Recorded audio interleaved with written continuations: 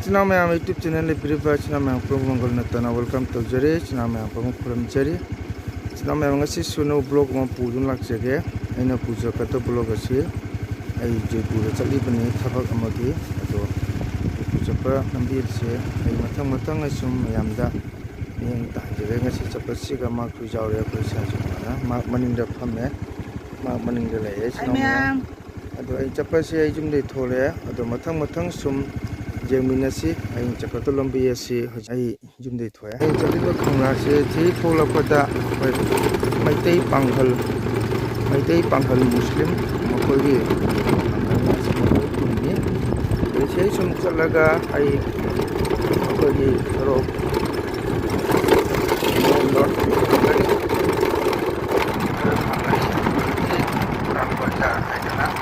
पूरा मजा लालगा Ranipur फंगनी Ranipur दगी Kasar पलाटोन दगी लांखलगा Ranipur mission hospital फंगनी नसुतकिसना तेरापुर कोनपुरी कायना हाइबो कोनपुरी चिंग गली Chuba लांखलगा कोनपुरी song कायना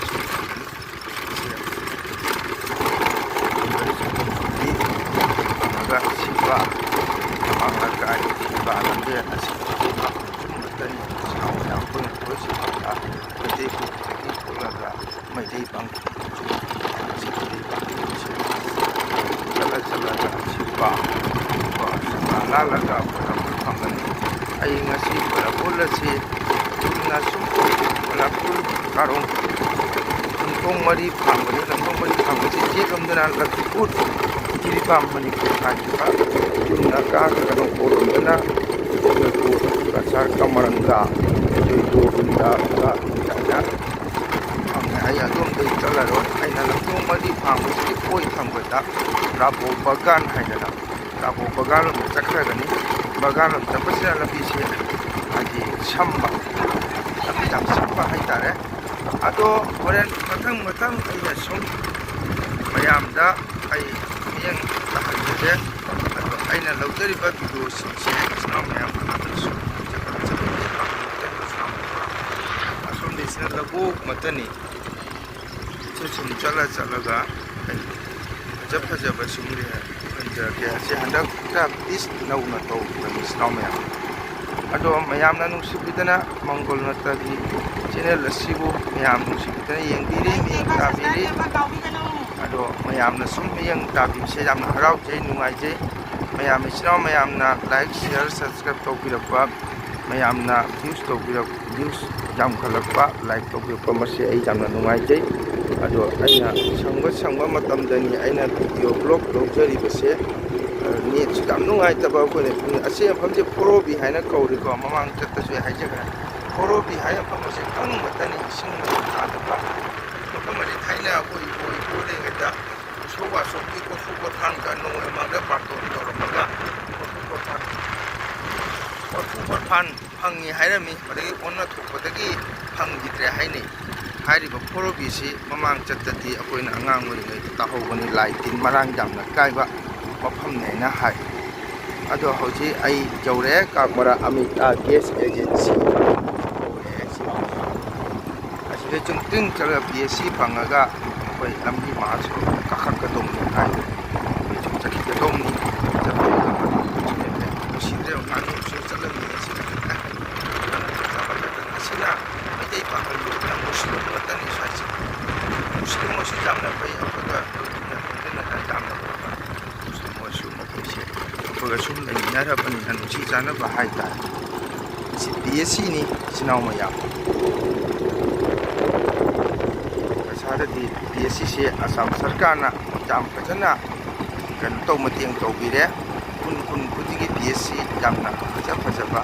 BSc se sanction to bire chama ado aina sum lakpasina hoji akogi soro mongron ka ga dore karaga gari thoraga di video lo bose nungai ti adugo ai sum video di lo na ba su khona jage matam kuire aina gari thoraga video lo da base mayamna phone to na ka haidire gari thau na oja mongol video to biganu haidana ko aibu nusibibadagi ꯃꯤꯌꯥꯝꯁꯤꯅ ꯑꯩꯕꯨ ꯍꯥꯏꯕꯤꯔꯛꯄꯅꯤꯀꯣ ꯏꯆꯤꯟ ꯏꯅꯥꯎ ꯃꯌꯥꯝ ꯑꯗꯣ ꯑꯩ ꯍꯧꯖꯤꯛ ꯃꯦꯟ road ꯌꯧꯔꯦ ꯑꯗꯣ ꯔꯥꯅꯤꯄꯨꯔ ꯌꯧꯔꯝꯗꯥꯏꯗ ꯑꯃꯨꯛ ꯑꯩ ꯑꯁꯨꯝ ꯃꯌꯥꯝꯗ ꯑꯃꯨꯛ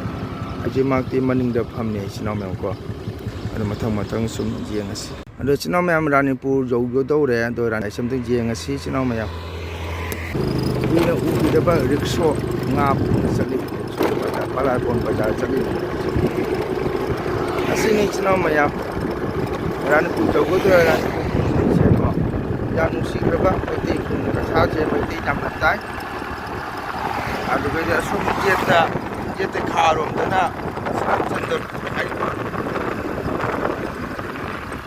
ꯑꯗꯣ ꯏꯆꯤꯟ ꯏꯅꯥꯎ ꯃꯌꯥꯝ ꯔꯥꯅꯤꯄꯨꯔ ꯌꯧꯔꯦ ꯁꯤ ꯔꯥꯅꯤꯄꯨꯔ ꯈꯨꯟꯁꯤꯗꯩꯗ ꯍꯧꯕꯅꯤ ꯔꯥꯅꯤꯄꯨꯔ ꯈꯨꯟꯁꯦ ꯔꯥꯅꯤꯄꯨꯔ ꯍꯥꯏꯕ ꯈꯨꯟ ꯑꯁꯦ ꯑꯩꯕꯨ ꯏꯁꯩ ꯇꯥꯛꯄꯤ ꯇꯝꯕꯤꯔꯝꯕ ꯑꯩꯒꯤ ꯒꯨꯔꯨꯗꯦꯕꯒꯤ ꯈꯨꯟꯅꯤ ꯏꯆꯤꯟ ꯏꯅꯥꯎ ꯃꯌꯥꯝ ꯔꯥꯅꯤꯄꯨꯔ ꯍꯥꯏꯁꯦ ꯑꯗꯨꯒ ꯑꯁꯣꯝꯒꯤ ꯆꯦꯠ ꯊꯪꯕꯗꯅ ꯏꯪꯂꯤꯁ ꯁ꯭ꯀꯨꯜ ꯑꯃ ꯂꯩ ꯔꯥꯅꯤꯄꯨꯔ ꯊꯃꯥꯏꯖꯝꯅ ꯀꯠꯆ ꯒꯨꯅꯃꯅꯤ ꯑꯦꯀꯥꯗꯃꯤ ꯍꯥꯏꯅ ꯊꯃꯥꯏꯖꯝ ꯒꯨꯅꯃꯅꯤ ꯑꯦꯀꯥꯗꯃꯤ ꯍꯥꯏꯅ ꯁꯤꯁꯦ ꯑꯁꯤꯅ ꯔꯥꯅꯤꯄꯨꯔ ꯁ꯭ꯀꯨꯜ ꯁꯤꯒꯤ ꯔꯥꯅꯤꯄꯨꯔ ꯂꯥꯟꯈꯠꯂꯒꯅ ꯖꯦꯠ ꯊꯪꯕꯗ ꯔꯥꯅꯤꯄꯨꯔ ꯁꯤꯒ꯭ꯔꯥꯡ ꯄꯥꯡꯒꯜ ꯍꯥꯏꯅ ꯁꯤꯒ꯭ꯔꯥꯡ ꯃꯩꯇꯩ ꯄꯥꯡꯒꯜ ꯁꯤꯒ꯭ꯔꯥꯡ ꯑꯩ ꯆꯠꯂꯤꯁꯦ ꯏꯆꯤꯟ ꯏꯅꯥꯎ ꯃꯌꯥꯝꯁꯦ ꯑꯗꯨꯝ ꯆꯠꯂꯒ ꯑꯗꯨꯝ ꯄꯂꯥꯏꯕꯣꯟ ꯐꯪꯒꯗꯧꯔꯝꯅꯤꯀꯣ ꯑꯗꯨꯅ ꯉꯁꯤꯒꯤ ꯕ꯭ꯂꯣꯛ ꯑꯁꯤ ꯑꯁꯨꯃꯥꯏꯅ ꯁꯨꯝ ꯂꯧꯖꯒꯦ ꯑꯗꯨꯅ ꯑꯩ ꯍꯧꯖꯤꯛ ꯒꯥꯔꯤ ꯊꯧꯔꯤ ꯏꯆꯤꯟ ꯏꯅꯥꯎ ꯃꯌꯥꯝ ꯍꯧꯖꯤꯛ ꯄꯂꯥꯔꯕꯣꯟ ꯌꯧꯒꯗꯧꯔꯦꯀꯣ ꯄꯂꯥꯔꯕꯣꯟ ꯕꯣꯔꯥꯛ ꯅꯤꯡꯈꯥꯏꯕꯤ ꯀꯥꯏꯅ ꯃꯃꯥꯡꯉꯩꯗ ꯑꯁꯤꯒꯤ ꯕꯤꯜꯗꯤꯡ ꯑꯁꯦ ꯌꯨꯝ ꯑꯁꯦ ꯐꯦꯛꯇ꯭ꯔꯤ ꯂꯩꯔꯝꯃꯦ ꯑꯁꯤ ꯃꯃꯥꯡ ꯖꯃꯥꯟ ꯃꯤꯟꯗꯣ ꯍꯥꯏꯈꯔꯦ ꯍꯧꯖꯤꯛꯇꯤ ꯌꯨꯝꯇ ꯉꯥꯏꯔꯦ ꯃꯆꯥ ꯃꯁꯨ ꯄꯂꯥꯏꯕꯣꯟ ꯁꯥꯏꯇꯤꯡ ꯕꯖꯥꯔꯁꯤꯒꯤ ꯖꯦꯠꯂꯣꯝꯗ ꯍꯥꯏꯈ꯭ꯔꯒꯅ ꯀꯁꯥꯔ ꯅꯨꯡꯐꯧ ꯂꯩꯀꯥꯏ ꯐꯥꯎꯖꯟꯕ ꯈꯨꯂꯦꯟ ꯒ꯭ꯔꯥꯝ ꯐꯥꯎꯖꯟꯕ ꯑꯗꯨꯅꯤ ꯀꯁꯥꯔ ꯄꯂꯥꯔꯕꯣꯟ ꯌꯧꯔꯦ ꯏꯆꯤꯟ ꯏꯅꯥꯎ ꯃꯌꯥꯝ ꯁꯤꯅꯤ ꯄꯂꯥꯔꯕꯣꯟ ꯑꯁꯤꯗꯁꯨ ꯅꯧꯅ ꯏꯁꯤꯡ ꯐꯦꯛꯇ꯭ꯔꯤ ꯑꯃ ꯍꯥꯡꯈ꯭ꯔꯦ ꯍꯥꯟꯅꯒ ꯍꯧꯖꯤꯛꯀ ꯌꯥꯝꯅ ꯈꯦꯠꯅꯔꯦ ꯍꯥꯟꯅ ꯑꯩꯈꯣꯏꯅ ꯑꯉꯥꯡ ꯑꯣꯏꯔꯤꯉꯩꯗꯨꯒ ꯍꯧꯖꯤꯛꯀ ꯌꯥꯝ ꯈꯦꯠꯅꯔꯦ ꯍꯧꯖꯤꯛꯇꯤ ꯄꯂꯥꯔꯕꯣꯟ ꯑꯁꯤ ꯌꯥꯝꯅ ꯆꯥꯎꯈꯠꯂꯦ ꯍꯧꯖꯤꯛꯇꯤ ꯗꯥꯛꯇꯔ ꯆꯦꯝꯕꯔꯗꯒꯤ ꯆꯤꯡꯉꯕ ꯐꯥꯔꯃꯥꯁꯤꯗꯒꯤ ꯆꯤꯡꯉꯕ ꯑꯦꯅꯤ ꯍꯥꯏꯕꯗꯤ ꯐꯪꯗꯕ ꯂꯩꯇ꯭ꯔꯦ ꯃꯌꯥꯝ ꯏꯆꯤꯟ ꯏꯅꯥꯎ ꯄꯂꯥꯏꯕꯣꯟ ꯁꯥꯏꯠꯀꯤꯅꯤꯀꯣ ꯑꯩꯅ ꯌꯧꯖꯔꯤꯁꯦ ꯁꯤ ꯄꯂꯥꯏꯕꯣꯟ ꯁꯥꯏꯠꯀꯤꯅꯤ ꯑꯁꯤ ꯖꯦꯠꯂꯣꯝꯗꯅ ꯅꯤꯡꯊꯧ ꯄꯟꯖꯥꯕ ꯕꯦꯡꯛ ꯁꯣꯝꯗ ꯂꯩꯔꯦ ꯄꯟꯖꯥꯕ ꯕꯦꯡꯛꯁꯤꯒ ꯂꯩ ꯁꯤ ꯄꯂꯥꯏꯕꯣꯟ ꯂꯥꯟꯊꯣꯔꯦ ꯏꯆꯤꯟ ꯏꯅꯥꯎ ꯃꯌꯥꯝ ꯑꯁꯤꯅ ꯄꯂꯥꯏꯕꯣꯟ ꯕꯒꯥꯋꯥꯡ ꯍꯥꯏꯅ ꯈꯪꯅꯩ ꯄꯂꯥꯏꯕꯣꯟ ꯕꯒꯥꯋꯥꯡ ꯑꯁꯤꯅ ꯇꯨꯔꯦꯜ ꯑꯃ ꯂꯩꯕ ꯄꯥꯠ ꯄꯂꯥꯏꯕꯣꯟ ꯁꯨꯝ ꯂꯥꯛꯄꯁꯤꯅ ꯄꯂꯥꯏꯕꯣꯟ LP ꯁ꯭ꯀꯨꯜ ꯁꯤꯗ ꯂꯩꯔꯦ ꯑꯁꯣꯝꯗꯅ ꯄꯂꯥꯏꯕꯣꯟ ME school high school Balaram high school ꯅꯧꯅ ꯁꯥꯔꯕꯤ ꯂꯥꯏꯕ꯭ꯔꯦꯔꯤꯒꯁꯦ ꯁꯤꯒꯤ ꯃꯃꯥꯡ ꯆꯠꯂꯒꯅ ꯑꯂꯤꯄꯨꯔ ꯃꯤꯁꯟ ꯐꯪꯒꯅꯤ ꯑꯩꯈꯣꯏ ꯑꯂꯤꯄꯨꯔ ꯍꯣꯁꯄꯤꯇꯥꯜ ꯍꯥꯏꯅ ꯊꯥꯏꯅ ꯃꯃꯥꯡꯉꯩꯗꯒꯤ ꯑꯃꯦꯔꯤꯀꯥꯒꯤ ꯀꯦꯅꯣꯔ ꯗꯣꯛꯇꯔ ꯂꯩꯔꯝꯃꯤ ꯍꯥꯏ ꯀꯦꯅꯣꯔꯅ ꯄꯥꯀꯤꯁꯇꯥꯟꯅꯤ ꯃꯣꯏꯁꯦ ꯍꯧꯖꯤꯛꯇꯤ ꯑꯂꯤꯄꯨꯔꯁꯦ ꯍꯥꯟꯅꯒ ꯃꯥꯟꯅꯗ꯭ꯔꯦ ꯈꯔ ꯁꯣꯟꯊꯔꯛꯂꯦ ꯀꯣ ꯗꯥꯛꯇꯔꯁꯨ ꯃꯇꯤꯛ ꯆꯥꯕꯁꯤ ꯈꯔ ꯋꯥꯠꯂꯕꯔꯥ ꯍꯥꯏꯅ ꯈꯜꯂꯦ ꯑꯩ ꯏꯁꯥꯃꯛ ꯑꯅꯤꯔꯛ ꯆꯠꯄꯗ ꯗꯥꯛꯇꯔ ꯐꯪꯅꯗꯕ ꯌꯥꯎꯈ꯭ꯔꯦ ꯏꯃꯥꯔꯖꯦꯟꯁꯤꯗ ꯑꯗꯨꯅ ꯍꯥꯟꯅꯗꯒꯤ ꯍꯧꯖꯤꯛ ꯈꯔ ꯁꯣꯜꯂꯦ ꯑꯂꯤꯄꯨꯔꯁꯦ ꯑꯁꯤꯅꯤ ꯑꯩꯅ ꯉꯁꯤ ꯖꯣꯏꯄꯨꯔ ꯆꯠꯆꯕꯁꯤꯗ ꯑꯩꯅ ꯃꯌꯥꯝꯗ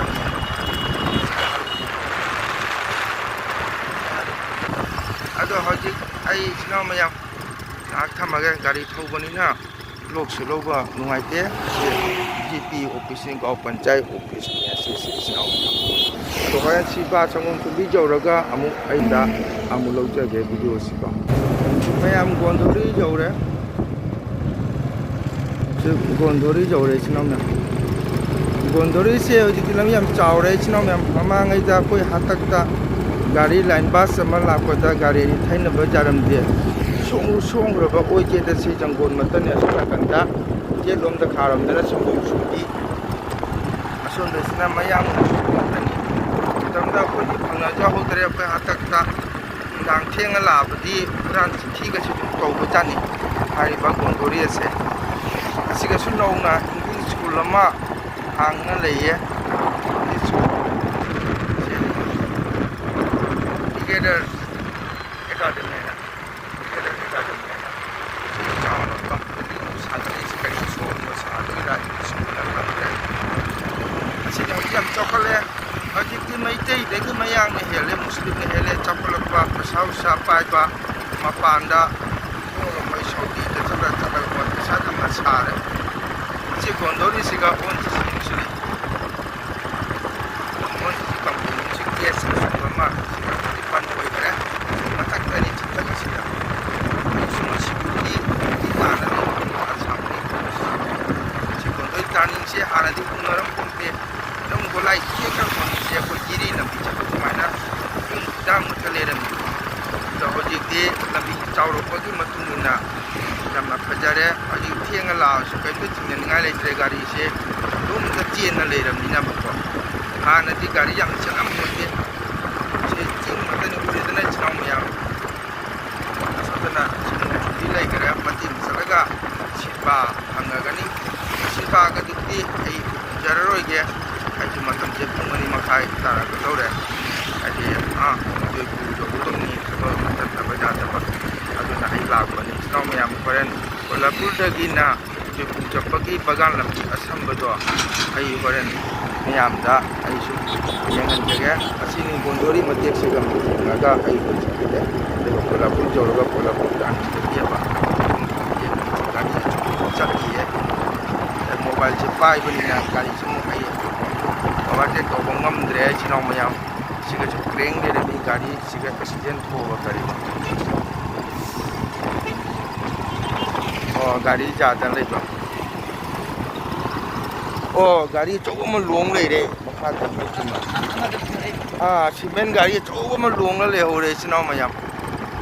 mai se nundang thong lak ba ma li na han su chogo ma gondori siga mafam si jamna kalli adona gondori gi taning chi lorak ba da siga gi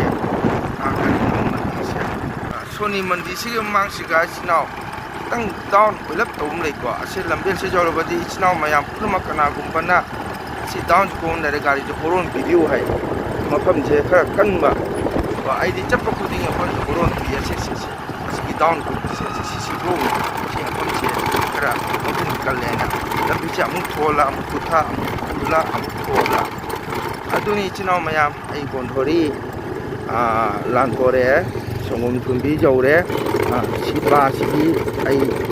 sinau mayam dumra mo ka sum uhan jabanina siba gi kulong na sinte ai lawjar roge tienge bar kolapur dagi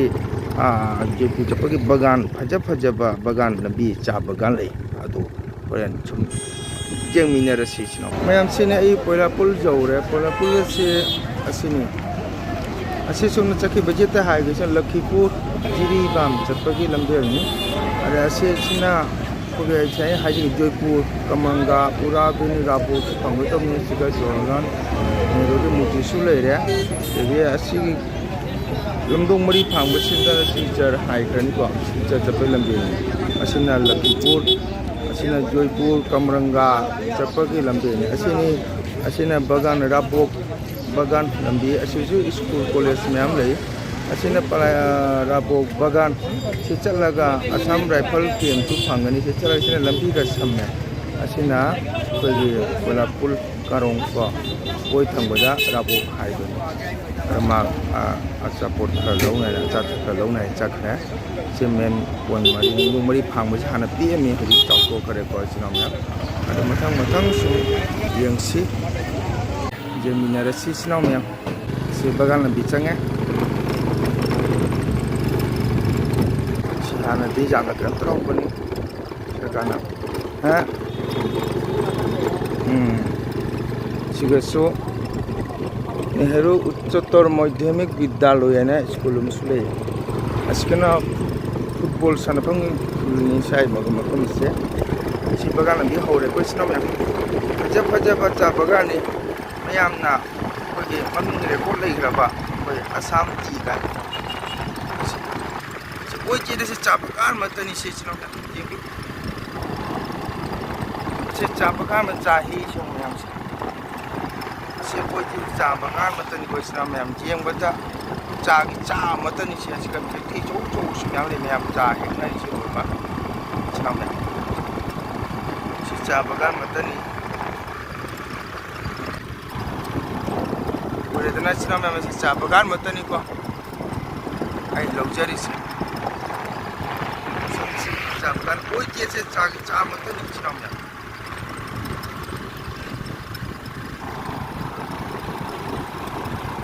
ꯁꯤ ꯆꯥꯒꯤ ꯆꯥ ꯃꯇꯅꯤ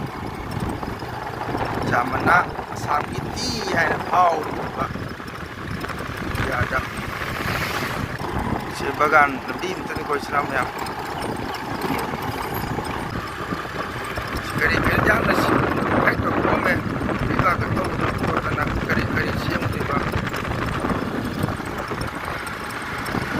ꯍꯥꯟꯅꯗꯤ ꯒꯥꯔꯤꯒꯁꯨ ꯌꯥꯝ ꯄꯣꯟꯇꯦ ꯍꯧꯖꯤꯛꯇꯤ ꯒꯥꯔꯤ ꯃꯇ ꯋꯥꯏ ꯆꯥꯏ ꯀꯔꯤ ꯆꯤꯅꯥꯎ ꯃꯌꯥꯝ ꯑꯗꯨꯅ ꯍꯧꯖꯤꯛ ꯊꯕꯛ ꯁꯨꯕꯒꯤ ꯃꯤ ꯐꯪꯗ꯭ꯔꯦ ꯕꯒꯥꯟ ꯀꯥꯡꯕꯨ ꯉꯁꯥꯏꯒꯤ ꯆꯥꯒꯤ ꯀꯝꯄꯦꯅꯤꯁꯤꯒ ꯂꯣꯏꯅ ꯊꯕꯛ ꯁꯨꯕ ꯆꯪꯅꯈꯤꯗꯅ ꯆꯤꯅꯥꯎ ꯃꯌꯥꯝ ꯑꯁꯤꯅ ꯔꯥꯕꯣꯛꯀꯤ ꯆꯥ ꯐꯦꯛꯇ꯭ꯔꯤꯅꯤ ꯆꯥꯎꯔꯕ ꯑꯦꯔꯤꯌꯥꯅꯤꯀꯣ ꯆꯤꯅꯥꯎ ꯃꯌꯥꯝ ꯌꯦꯡꯉꯨꯁꯦ ꯔꯥꯕꯣꯛꯀꯤ ꯆꯥ ꯐꯦꯛꯇ꯭ꯔꯤꯁꯦ ꯆꯥꯎꯕ ꯃꯐꯝꯅꯤꯀꯣ ꯃꯃꯥꯡꯗ ꯃꯈꯣꯏꯒꯤ ꯒꯦꯠ ꯆꯪꯐꯝ ꯂꯩ ꯆꯥ ꯕꯒꯥꯟꯁꯤꯡꯒꯤ ꯔꯥꯕꯣꯛꯀꯤ ꯆꯥ ꯕꯒꯥꯟꯁꯤꯡꯒꯤ ꯁꯤꯒ ꯃꯣꯏ ꯒꯦꯠ ꯂꯩꯔꯦ ꯁꯤꯒ ꯆꯥ ꯁꯨꯕ ꯁꯤꯒꯁꯨ ꯑꯣꯛ ꯑꯆꯧꯕ ꯑꯃ ꯂꯩꯔꯝꯃꯤꯅꯤ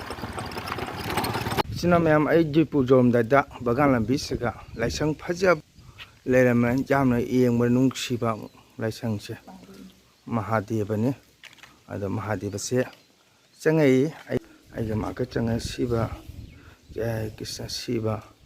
ꯃꯟꯗꯤꯔꯅꯤ ꯌꯥꯝ ꯐꯖꯅ ꯆꯪꯈꯣꯟꯅ ꯂꯩꯔꯝꯈ꯭ꯔꯦ ꯏꯆꯤꯟ ꯃꯌꯥꯝ ꯑꯗꯨꯅ ꯏꯁꯣꯔꯅꯤ ꯁꯤ ꯃꯟꯗꯤꯔꯗ ꯆꯪꯉꯛꯏ ꯏꯆꯤꯟ ꯃꯌꯥꯝ ꯌꯥꯝꯅ ꯆꯥꯎꯅ ꯂꯩꯔꯝꯈ꯭ꯔꯦ ꯁꯤꯕ ꯕꯕꯥꯁꯤ ꯁꯤꯒ ꯂꯤꯡꯒꯁꯤ ꯌꯥꯝ ꯆꯥꯎꯔꯦ ꯁꯤꯕ ꯃꯟꯗꯤꯔꯅꯤ ꯃꯣꯏꯁꯤ ꯃꯤꯁꯤ ꯀꯅꯥꯝꯁꯨ ꯂꯩꯇ ꯃꯥꯜꯂꯦ ꯁꯤ ꯃꯟꯗꯤꯔ ꯈꯪꯗꯦ ꯑꯗꯣ ꯁꯤꯒ ꯆꯪꯉꯛꯑꯦ ꯁꯤ ꯃꯟꯗꯤꯔꯁꯤꯗ ꯒꯥꯔꯤꯒꯤ ꯃꯄꯥꯟꯗ ꯈꯥꯝꯃꯝꯃꯦꯕꯀꯣ ꯖꯣꯏꯄꯨꯔꯤ ꯌꯧꯒꯗꯧꯔꯦ ꯑꯗꯣ ꯐꯖꯃꯟꯒꯤꯅ ꯆꯪꯉꯛꯄꯅꯤ ꯁꯤ ꯃꯟꯗꯤꯔꯁꯤꯗ ꯏꯆꯤꯟ ꯃꯌꯥꯝ ꯃꯤ ꯑꯃꯗꯤ ꯆꯪꯉꯛꯏ ꯍꯪꯒꯦ ꯑꯃꯗꯤ ꯆꯪꯉꯛꯏ ꯃꯥ লাইসং পুবনি কাকু মন্দিরও থাকে নাকি আচ্ছা ওই শিব বাবার মন্দিরটার নাম কি এবার কইন না এটা 10 নম্বর মন্দির একবার দেখি ওদিকে দেওয়ান 10 নম্বর মন্দির দেওয়ান 10 নম্বর মন্দির এটা কই বছর হয়েছে এটা এটা এটা 30 32 বছর হলো আর ওইটা 700 800 বছর ও আগের থাকে একটা আছে নাকি ও প্রথমে মন্দির ব্রিটিশ আমল ও ব্রিটিশ আমল ও আচ্ছা আচ্ছা বাবারও জন্ম নাই তখনকার মন্দির ও ও ও এটা পুরানা মন্দির ও ব্রিটিশ আমল গিনাই মা পটিঙে গিনাইছে ওদিকে আয় দাদা ও এখন আপনার বয়স কত হয়েছে কাকু আমার বয়স হইছে 60 বছর ও 60 বছর মাংদি লেরম বলে সংনিয়ং শিব মন্দির মাংদ লেরে আদলে শিব মন্দির সে ব্রিটিশ আমল দেখি লেরকপনে হাই সে জানো ঈশ্বর মুগুন লইবা সি মহাদেবনি আপনারা ওখানে থাকে ও আপনার ডেলি থাকে ওখানে ওখানে ডেলি থাকে ও আপনার মাসের সিস্টেম নাকি না সপ্তাহ সপ্তাহ 5 জন আছি পণ্ডিত একজন আইছে আমরা 4 জন আমি 10 বাজে রাতে বাসে যাব আচ্ছা আর দুই জন আইবো রাতে ডিউটি লাগি মাসের বেতন কত কইছে সপ্তাহে 1500 মাসে 6000 খুব ভালো রেশন দেই ও রেশন পাওয়া যায় ওই ঘর দেই এটা মানে আপনার বেতনটা মানে বাগানের তরফ থেকে না গভর্নমেন্ট তরফ থেকে পাই বাগান থেকে আমরা রিটায়ার হইলে আমরা 3 লাখ 4 লাখ টাকা মিলবো আর ও রিটায়ার হইলে আচ্ছা আপনার ওদিকে দেখেন আপনার কই বছর হয়েছে এখন ওখানে মানে চাকরি করাটা এখানে 20 বছর 20 বছর আচ্ছা ঠিক আছে বাবার দর্শনও পাইছে বাবার সেবাও পাইছে আর বেতনও পাইছে এটা তো খুব ধন্যবাদ কথা খুব সুন্দর লাগছে এবং মন্দিরꯒꯤ ꯃꯄꯥꯟꯗ ꯆꯥ ꯕꯒꯥꯟ ꯃꯇꯅꯤꯁꯦ ꯌꯥꯝ ꯐꯖꯒꯕ শিব মন্দির ꯃꯣꯏ ꯌꯥꯝ ꯐꯦꯁꯤलिꯇꯤ ꯌꯥꯝ ꯂꯩ ꯃꯣꯏ ꯕꯒꯥꯟꯒꯤ ꯆꯥꯒꯤ ꯀꯝꯄꯦꯅꯤꯅ ꯃꯣꯏ ꯒꯣꯚꯔꯟꯃꯦꯟꯠꯅꯁꯨ ꯑꯁꯥꯝ ꯁꯔꯀꯥꯔꯅꯁꯨ ꯌꯥꯝꯅ ꯐꯦꯁꯤलिꯇꯤ ꯄꯤꯕ ꯍꯥꯏꯇꯥꯔꯦ ꯄꯩꯁꯥ ꯑꯃ ꯌꯥꯎꯗ꯭ꯔꯕꯣ ꯁꯤꯒꯤ ꯄꯥꯀꯨꯡꯗ ꯂꯨꯄꯥ ꯆꯠꯄꯤꯒꯤ ꯌꯥꯎꯗ꯭ꯔꯕ ꯗꯒꯜ ꯕꯌꯥꯡꯒꯤ ꯊꯥꯕꯤꯔꯣ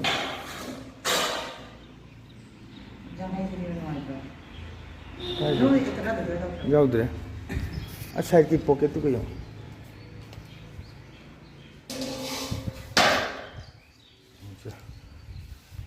Icha okhane dibona dan poisa dan or thale akhoi pesa su su bijau tat na ngasi isona baba na chinsala mare lupa yangai ma khayu ga kalame aina su yam ningjaba si mahadeva ni ado na pasiga si mahadeva darshan chu phange ado aidi kai hatai china isor pu ningjai ado khwai de gaina thamoi khoida jaba isodi ai siba mahadeva ni ado ma khoyam khare sini china myam la puladi isor darshan chu phange ai tum khoyam ge ये शिवरात्रि बजान बोलो मेला लगेगा बजान भीड़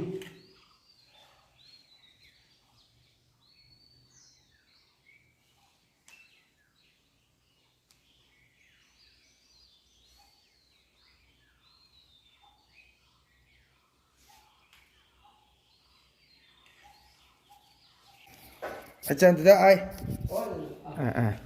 nungaire chino mayam ado ai hanju hallage ai ngasigi Jaipur lakpagi khongchat ki ai gi video si chino mayam aswai siga ai asum lo sanjage ado nusiraba chino mayam na hujikchu ai gi channel sibu yeng bidam yeng ta bidana yam phajana ai gi channel si support tobiri atai su mayam support tobiyo ai amutang channel se mayam seba matik chanam tang phangmai do ngamjabo ijege yamanungsi na suai kasar gwal julda sora ma chapada nusiraba ima gumba iteima si mayam maduna khoi oja gi channel jam jingjai khoi subscribe tawramni like tawri oja ni ki jingjai haipa ai kyam jamna hara wakhal nungai jai adana gwajul gi kasar gwal jul gi imai ben amasi te masing mayam bu aina haningai thagachari matungda su mayam gi asibat tagi ai video si ming tahama ngamna hona jage sina mayam pura support to view ngasi gidi ai video si asala simulation jage sina mayam pura bye bye